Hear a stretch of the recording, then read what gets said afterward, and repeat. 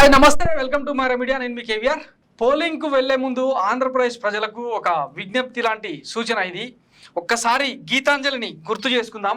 ఇప్పుడు ఈ స్టోరీ ఎందుకు చేయాల్సి వస్తుందంటే రాష్ట్ర వ్యాప్తంగా స్వతంత్ర భారతదేశంలోనే ఒక రాష్ట్ర ముఖ్యమంత్రి ఇంత పెద్ద ఎత్తున ఇళ్ల పట్టాలు జారీ చేసిన మరో ముఖ్యమంత్రి లేడని గంటపదంగా చెప్పొచ్చు. అది ఆ క్రెడిట్ ఒక్క వైఎస్ జగన్మోహన్ రెడ్డికి మాత్రమే సాధ్యమని కూడా తెలిసిందే. కేంద్ర ప్రభుత్వమే అంటే నరేంద్ర మోడీ సర్కారే ఈరోజు ఒక స్లోగన్ తీసుకొని పరిపాలిస్తూ ఉంది. పేదల్లేని భారత్ ఉండకూడదు, గుడిసెల్లేని వ్యక్తి ఉండకూడదు అని చెప్పి ఒక నినాదంతో ముందుకు వస్తున్న తరుణంలో దాన్ని కంప్లీట్గా ఇంప్లిమెంట్ చేసిన ఏకైక లీడర్ వైఎస్ జగన్మోహన్ రెడ్డి. ఇప్పుడు ఇదంతా ఎందుకంటే చంద్రబాబు నాయుడు కనుక అధికారంలోకి వస్తే ఏం జరుగుతుందో ఇప్పటికే రాష్ట్రంలో పెద్ద ఎత్తున చర్చ జరుగుతుంది. సంక్షేమ పథకాలన్నింటికీ ఆయన కోత విధిస్తాడు, వచ్చే పెన్షన్తో సహా అన్నీ ఆగిపోతాయన్న చర్చ సందర్భంగా ఒకవేళ చంద్రబాబు నాయుడు కనుక అధికారంలోకి వస్తే 31 లక్షల ఇళ్ల పట్టాలన్నీ రద్దవుతాయి. ఆయన గతంలో చాలాసార్లే ఈ ఇళ్ల పట్టాల పంపిణీ మీద కోర్టులలో కేసులు వేయించిన సందర్భం మనం చూసినాం. ఇక రాజధాని అమరావతిలో అయితే ఏకంగా ఆ ఇచ్చిన ఇళ్ల పట్టాలను లాక్కునే ప్రయత్నం ఏ రకంగా చేసిరో అందరికీ తెలిసిందే. అమరావతిలో పెత్తందారులకు అందరికీ ఆయన భూములు అలొకేట్ చేసిన సందర్భంగా పేదలకు ఇల్లు కట్టించి ఇస్తే అది అంటే రాజధానికి అనువుగా ఉండకుండా పోతుందన్న భయం, అలాగే 6 లక్షల కోట్లకు పైగా భూదోపిడి చేసిన ఆ ప్లేస్లోనే వైఎస్ జగన్మోహన్ రెడ్డి ఇళ్ల పట్టాల పంపిణీ చేయడం జీర్ణించుకోలేకపోయింది ఈ పచ్చముట. సో ఈ సందర్భంగా ఓటేయడానికి ముందు వెళ్ళడానికి ముందు ఒకసారి గీతాంజలిని గుర్తు చేసుకునే ప్రయత్నం చేద్దాం. ఇళ్ల పట్టా తీసుకొని వచ్చిన తర్వాత తన సంతోషం హ్యాపీగా చెప్పింది. అందులో 30 మంది వెళ్తే నన్ను ఒకదాన్ని స్టేజీ మీదకి ఎక్కించారు, నాకు చాలా హ్యాపీగా ఉంది, శివన్న గారు ఇచ్చారు అని చెప్పి చక్కగా అన్ని హ్యాపీనెస్ చెప్పింది. ఇంకో వీడియో వాళ్ళ ఫ్రెండ్ తో తీసిన వీడియో చూపించింది, మాట్లాడింది, ఇంటర్వ్యూ చూపించింది, బాగుందన్నాను అది అన్నాను. తర్వాత మరుసటి రోజు నుంచి వీడియో పోస్ట్ అయిన సోషల్ మీడియాలో పోస్ట్ అయిన తర్వాత దగ్గర నుంచి బ్యాడ్ కామెంట్స్ అనేవి వచ్చినాయి. అవి మేమంతా బ్యాడ్ కామెంట్స్ వల్ల తన మానసికంగా బాగా ఇదైపోయింది. సో ఇది గీతాంజలి భర్త ఇచ్చిన లైవ్ స్టేట్మెంట్ అన్నమాట. అసలు గీతాంజలి అనే వ్యక్తి ఎందుకు మరణించింది ఒకసారి గుర్తు చేసుకుందాం. తెనాలిలో ఆంధ్ర ప్యారిస్గా గుర్తింపు పొందిన తెనాలి లాంటి ఖరీదైన ప్రాంతంలో ఆమెకు ఇళ్ల పట్ట చాలా అట్టహాసంగా ఇచ్చిండ్రు. దాంతో ఆమె మీడియా ముందుకు వచ్చి తన సంతోషాన్ని వ్యక్తం చేసింది. ఆ సంతోషం ఎక్కువ రోజులు నిలపకుండా ఈ టీడీపీ అండ్ జనసేన కార్యకర్తలు, ముఖ్యంగా సోషల్ మీడియాలో పనిచేసే ఈ పచ్చమూట మొత్తం కూడా ఆమె మీద దారుణమైన అటాక్ చేసి, ట్రోలింగ్ చేసి, అర్ధరాత్రిలు ఆమెకు ఫోన్లు చేసి, వాట్సాప్ కాల్స్ చేసి, రకరకాల మెసేజ్ చేసి అత్యంత జుగుప్సాకరంగా ఆమె వ్యక్తిత్వ హననం చేసిన తీరు రాష్ట్రం అంత ఈజీగా మర్చిపోదు. ఒక లబ్ధిదారు మీద ఈ రేంజ్లో కుట్ర చేసిందంటే ఇక ఈ చంద్రబాబు ముఠ పేదలను బతకనిస్తుందా అన్న చర్చ ఆ రోజు నుంచి ఉన్నదే. ఇక తాజాగా చంద్రబాబు కనుక అధికారంలోకి వస్తే ఏం జరుగుతుందంటే ఇప్పటికే ఆయన చాలా సందర్భాల్లో మాట్లాడిన టీడీపీ అధికారంలోకి రాగానే ఇళ్ల పట్టాల రద్దు. చంద్రబాబు ఇచ్చిన స్టేట్మెంట్ ఇది. ఎక్కడ పడితే అక్కడ, ఎలా పడితే అలా ఇళ్ల స్థలాలు, ఇళ్ల పట్టాలు ఇచ్చి పడేశారు. ఖచ్చితంగా టీడీపీ అధికారంలోకి రాగానే ఆ పట్టాలు, స్థలాల రద్దు చేస్తాం అని చంద్రబాబు ఇచ్చిన స్టేట్మెంట్. దీన్ని ఎట్లా చూడాలి అంటే పేదలకు ఒక గూడు ఉండాలన్న జగన్ సంకల్పం తప్ప, గుడిసెల్లేని ఆంధ్రప్రదేశ్ నిర్మిస్తానని చెప్పి గతంలో ఈయన ఇచ్చిన హామీ ఒకసారి ఇక్కడ చూడండి.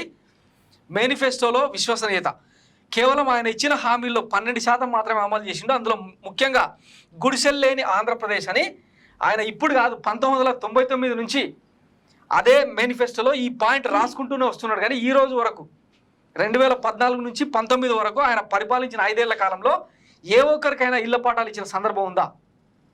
ఒకసారి గుండె మీద చేసుకొని ఆలోచించాలి. సో గుడిసెల్లేని ఆంధ్రప్రదేశ్ను నిర్మించాలనుకున్న చంద్రబాబు సంకల్పం, ఆశయం గాలికి వదిలేసి ఎంతసేపు పొంగూరు నారాయణకు, కామినేని శ్రీనివాస్కు, తర్వాత లింగమనేని రమేష్కు, సీఎం రమేష్కు, సుజనా చౌదరికి ఇట్లాంటి వాళ్లకు వేలాది ఎకరాల భూములను దోచిపెట్టిండు చంద్రబాబు నాయుడు. ఇది అబద్ధం అంటారా? సో ఈయన అధికారంలోకి వస్తే పేదలకు ఇప్పటిదాకా దక్కిన ఇళ్ల పట్టాలు ఏవైతే ఉన్నాయో వాటన్నింటినీ లాక్కునే ప్రయత్నం చేస్తాడు తప్ప వాటిని రిజిస్ట్రేషన్ చేసి ఖచ్చితంగా మీ చేతుల్లో పెడతారన్న గ్యారంటీ లేదు. ఇప్పటికే వైఎస్ జగన్మోహన్ రెడ్డి సర్కారు ఇంచుమించు 31 లక్షల మందికి ఇళ్ల పట్టాలు ఇచ్చింది, 9 లక్షల మందికి ఇండ్లు కూడా కట్టించి ఇచ్చింది. కేంద్ర ప్రభుత్వ సహకారంతో రాబోయే 5 ఏళ్లలో మిగతావి కూడా పూర్తి చేసి ఇస్తామని చెప్పి మొన్న మేనిఫెస్టో విడుదల సందర్భంగా వైఎస్ జగన్మోహన్ రెడ్డి చెప్పిన విషయాన్ని ఒకసారి గుర్తు చేసుకుందాం. గతంలో వైఎస్ జగన్మోహన్ రెడ్డి ఇంతకు మించిన అదృష్టం ఇంకేముంటుంది, పేదలకు ఇల్లు ఈ గూడు కల్పించడం నా బాధ్యతగా ఫీల్ అయినా అని చెప్పి ఒకసారి ఆయన మాట్లాడిన మాటలు విందాం. నా కళ్ళారా చూశాను. ఇటువంటి పరిస్థితిని కూడా పూర్తిగా మార్చాలి అని చెప్పి గట్టి సంకల్పం చేశాం. స్వాతంత్రం వచ్చిన తర్వాత ఇన్ని సంవత్సరాల తర్వాత కూడా ఇదే పరిస్థితేనా అని చెప్పి ఎన్నెన్నో సందర్భాలలో బాధపడ్డా. దీనిని మార్చాలి అనే ఉద్దేశంతోనే ఏకంగా ఎన్నికల మేనిఫెస్టోలో ఎన్నికలకు వెళ్లే ముందు ఆ ప్రణాళిక చూపించా, ఎన్నికల ప్రణాళిక. దాంట్లో ఎన్నికల మేనిఫెస్టోలో చూపిస్తూ ఈ ఎన్నికల మేనిఫెస్టోలో రాశారు. ఎన్నికల మేనిఫెస్టో అంటే ఇదేదో ఎన్నికలు అయిపోయిన తర్వాత చెత్తబుట్టలేకపోయే పేపర్ కాదు. ఎన్నికల మేనిఫెస్టో అంటే 650 పేజీలు 1000 పేజీల డాక్యుమెంట్ క్రియేట్ చేసి అది చదవడానికి ఎవరికైనా కూడా విసిగెక్కే పరిస్థితిలోకి పోయే మేనిఫెస్టో ఉండకూడదు అని కేవలం 2 పేజీలు మేనిఫెస్టో. నాకు ఈ మేనిఫెస్టో ఒక మేనిఫెస్టో నాకు ఒక ఖురాన్ లాంటిది, ఈ మేనిఫెస్టో నాకు భగవద్గీత లాంటిది అని చెప్పి ఈ మేనిఫెస్టోని ఇంప్లిమెంట్ చేయడం కోసం మిషను కృషి చేస్తాడు అని చెప్పి మొట్టమొదటి రోజు నుంచి భరోసా ఇస్తూ వచ్చాను. చెప్పిన ఇళ్ళ పేదలందరికీ ఇళ్లకు సంబంధం ఎన్నికల మేనిఫెస్టోలో చెప్పారు. ఇల్లు లేని పేదలందరికీ పార్టీలు చూడం, కులాలు చూడం, మతాలు చూడం, వర్గాలు చూడం, ఏ ఒక్కటి అర్హత మాత్రమే చూస్తాం. 5 ఏళ్లలో అక్షరాల 25 లక్షల ఇళ్లు కట్టిస్తామని చెప్పి ఇదే మేనిఫెస్టోలో చెప్పడం జరిగింది. ఈరోజు గర్వంగా చెప్తా ఉన్నాను, మీ బిడ్డ 25 లక్షల ఇళ్లు మేనిఫెస్టోలో కట్టిస్తాము అని చెప్తే ఈ రోజు అంతకు మించి దాదాపుగా 31,75,000 ఇళ్ల పట్టాలకు ఇల్లు కట్టించే కార్యక్రమానికి శ్రీకారం చుట్టా ఉన్నాము అని చెప్పి గర్వంగా కూడా ఈ సందర్భంగా చెప్తా ఉన్నా నేను. అది కూడా ఎక్కడా కూడా అర్హత మాత్రమే ప్రాతిపాదికగా ఉండాలని అడుగులు ముందుకు వేశాం.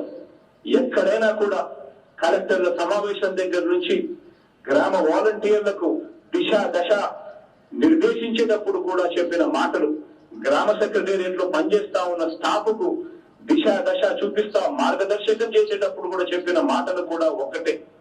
అర్హత మాత్రమే ప్రాతిపదిక కావాలి.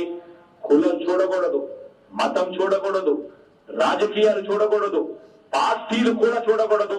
చివరకు మనకు ఓటు వేయని వారైనా పర్వాలేదు, వాళ్ళకి అర్హత ఉంటే మాత్రం ఖచ్చితంగా ఇవ్వాలి అని చెప్పి దశ నిజంగానే ఈరోజు గర్వపడతా ఉన్నాను.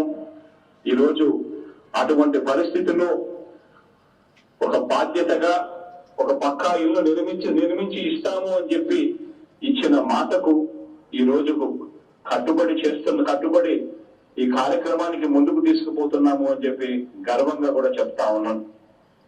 ఇక్కడ మీ అందరికీ కూడా ఇంకొక విషయం కూడా చెప్పాలి.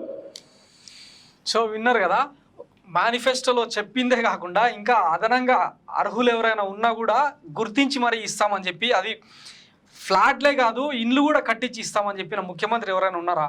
చెప్పడమే కాదు చేసి చూపించిన మరో ముఖ్యమంత్రి ఎవరైనా ఉన్నారా? ఇదే చంద్రబాబు నాయుడు అధికారంలోకి వస్తే ఇంత పెద్ద ఎత్తున సంక్షేమ కార్యక్రమాలను అమలు చేసే ఛాన్స్ ఆయనకుందా? ఒక్కసారి ఆలోచించండి. ఒకసారి ఈ గీతాంజలి ముఖం చూస్తే అర్థమవుతుంది కదా, పేదలకు అంటే ఒక ఇల్లు ఉంటే కూడా సహించలేకపోయినా ఈ దిక్కుమాలిన పచ్చమూటను ఏం చేద్దాం? రేపటి మీ ఓటుతోనే సమాధానం చెప్పాల్సి ఉంటుంది. ఇప్పటికే ల్యాండ్ టైటిలింగ్ యాక్ట్ పేరుతో ఎట్లాంటి రచ్చ చేస్తున్నారో చూస్తూనే ఉన్నాం. తాము అధికారంలోకి వస్తే ల్యాండ్ టైటిలింగ్ యాక్ట్ను రద్దు చేసి దాని స్థానంలో కొత్తది తీసుకొస్తామని చెప్పి చెప్తా ఉన్నారు. అంటే ఇప్పటిదాకా పేదలకు ఇచ్చిన ఇండ్లన్నింటినీ, 1 సెంటు 2 సెంట్లు 3 సెంట్ల స్థలాలన్నింటినీ ఏవైతే గత ప్రభుత్వం ఇచ్చిందో వాటన్నిటిని గుంజుకుంటామని ఇండైరెక్ట్గా చెప్పినట్టే కదా. సో ఇవన్నీ ఆలోచించి పోలింగ్ బూత్కి వెళ్లే ముందు ఒక్కసారి జరిగిన సంక్షేమం నిజమా కాదా, పిల్లలకు అందుతున్న విద్య, వైద్యం, కుటుంబాలకు అందుతున్న ఆరోగ్య సురక్ష లాంటివన్నీ నిజమా కాదా ఒక్కసారి ఆలోచించుకొని చెక్ చేసుకొని మీ అంతరాత్మతో ఓటేయాల్సిందిగా విజ్ఞప్తి చేస్తున్నాం. Thanks for watching Mara media. నేను మీ కేవీఆర్. Thank you.